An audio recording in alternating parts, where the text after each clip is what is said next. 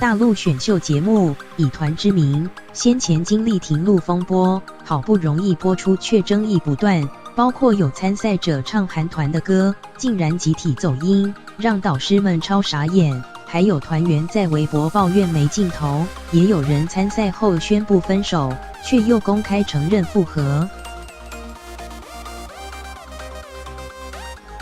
陆宗以团之名，当天气秋凉，当树叶泛黄，我们的爱变得冠冕堂皇。几个大男孩上大陆选秀节目秀才艺，不过才一开口就大走音，连评审 Selina 都看傻眼。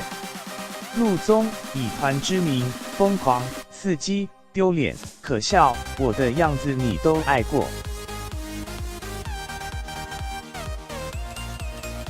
大陆选秀节目以团之名，经历停录风波，还不容易终于播出。不过首播就被吐槽，因为7位参赛者唱跳吃力，让在场所有人皱眉，因为原本这首歌应该是这样唱的。